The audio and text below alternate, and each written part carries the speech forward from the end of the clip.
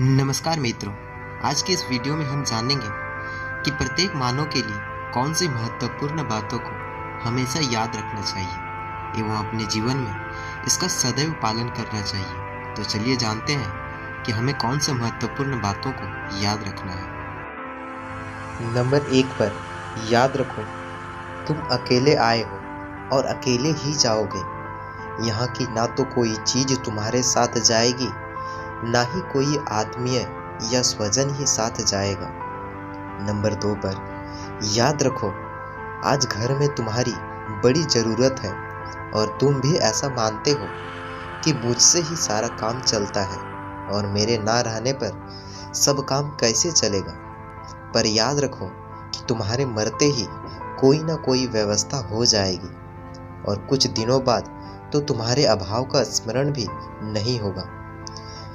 Number 3 पर याद रखो, जैसे आज तुम अपने पिता, दादा और परदादा आदि को भूल गए हो और अपनी स्थिति में मस्त हो, वैसे ही तुम्हारी संतानें भी तुम्हें भूल जाएंगी। नंबर 4 पर याद रखो, जब तक तुम यह सोचते रहोगे कि अमुक परिस्थिति आने पर ही भगवान का भजन सिमरन करेंगे, तब तक भजन सिमरन बनेगा ही नहीं। परिस्थिति की कल्पना बदलती रहेगी।